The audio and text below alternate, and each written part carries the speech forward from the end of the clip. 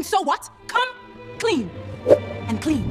The following morning, the mansion was unusually quiet. Chief Adeyemi had left early for a board meeting, leaving the two women alone once again. Shade still shimmering from the previous night's lesson, where Bola had calmly shown her the proper way to arrange the chief medication. Schedule his driver decided she had had enough. While Bola was in the kitchen supervising the cook, Shade slipped into the chief's private study. She had watched him punch in the code to the wall safe once before. Heart pounding, tried the numbers again. 1975. The year of his late wife's birth. The safe clicked open. Inside were stacks of documents, bundles of foreign currency, and a thick brown envelope. Shade's hands trembled as she opened what she found made her blood run cold. Photographs, dozens of them. Chief Adeyemi and Bola, much younger, laughing together at a beach in Calabar. Another photo of them in traditional attire and what looked like an engagement ceremony. And at the bottom, the marriage certificate dated 12 years ago. With Bola's full name, Bola Tito Adeyemi. Shade's knees nearly buckled. Just then, the study door opened softly. Bola stood there, wiping her hands on her apron. Her expression unreadable. You should not be in here, Madam Shade, Bola said quietly. You are his wife? Shade whispered, voice cracking. All this time, you have been parading as the maid? Bola closed the door behind her and leaned against it. I am his wife, she said simply. In the eyes of God and our family. But after our daughter died and his business took off, he wanted a different image, a younger, flashy girlfriend for parties and society events. I agreed to step back to become Bola the maid. It was easier that way. The house stays peaceful. His reputation stays clean. Shade laughed in disbelief, tears of rage filling her eyes. So I have been sleeping with a married man and you have been laughing at me this whole time? I have not laughed, Bola replied, her voice steady but carrying years of pain. I loved him enough to become invincible so he could chase his ambition. But I never stopped being the real Mrs. Adeyemi. Every contract he signs, every property he buys, I know about it. I protect this family. Shade clutched the marriage certificate tightly. I am going to expose both of you. I will tell everyone what a fraud this household is. Bola took one step closer.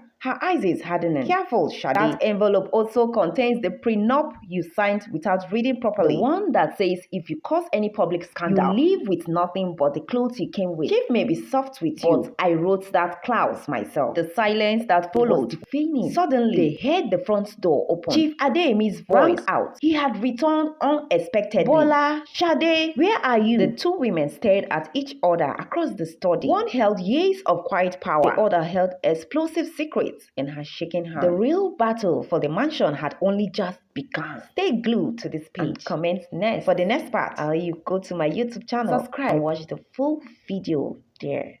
Come clean and clean.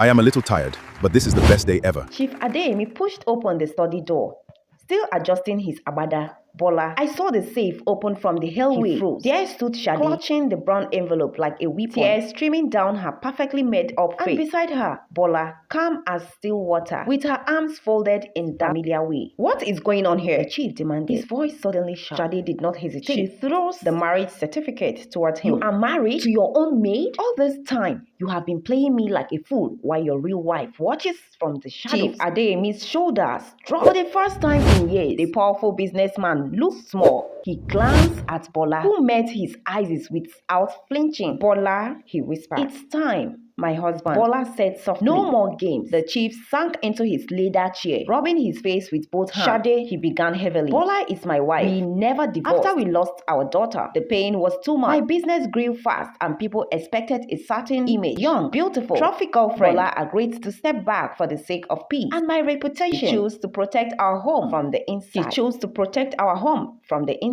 He looked up at Shade with genuine regret. You were never supposed to find out this way. I care about you, but Bola, she is my backbone. She has always been the real Mrs. Adeyemi. Shade stood there trembling. The diamond necklace he once gave her suddenly feeling like chains around her neck. So I was just entertainment, a pretty accessory for the party. Bola stepped forward, her voice firm but surprisingly gentle. No, you were a distraction for both of us. But distractions don't last forever in this silence house. Filled the study. Outside, the Lagos sun was beginning to set, painting the room in golden light. Shade wiped her tears, lifted her chin, and did something neither of them expected. She smiled bitterly. Fine, keep your perfect little kingdom, but I won't leave empty-handed. She pulled out her phone. One call to Linda Ikeji or Instablock and this whole fake image you both built explode. Chief Adeyemi's face hardened, but Bola raised her hand. Shade, Bola said quietly, look at the last paper in that envelope. Shade pulled it out. It was the prenuptial agreement she had signed months ago in a hurry, the one she never properly read. The clause was clear. Any public scandal and she would leave with nothing, not even the clothes on her back or the gift she did receive. Bola continued, I don't want war. Take the Range Rover outside. The money in the account I set up for situations like this, and live with dignity. Start fresh. You are young and beautiful. Don't destroy yourself trying to destroy us. Chief Adeyemi looked at his wife with a mixture of love and deep respect. Shade stared at both of them for a long moment. The fight drained out of her. She realized she had never truly stood a chance against their quiet, years-long alliance. She dropped the papers on the table. Keep your dirty secret, she said. Voice breaking. I am done. As she walked out of the study, Bola followed her to the door. For a brief second, the two women stood face to face. The maid and the girlfriend, the wife and the outsider. Learn one thing. She took the keys to the Range Rover and walked out of the mansion without looking back. Later that night, the house settled into silence. Chief Adeyemi held his wife's hand on the sofa. I am sorry, he said, for everything. Bola leaned her head on his shoulder, still wearing her pink maid uniform. No more girlfriends, Ade. Next time you need a distraction, we will take a vacation instead. He chuckled softly. Yes, my wife. In the Grand Lagos mansion, peace was finally restored, not by force, but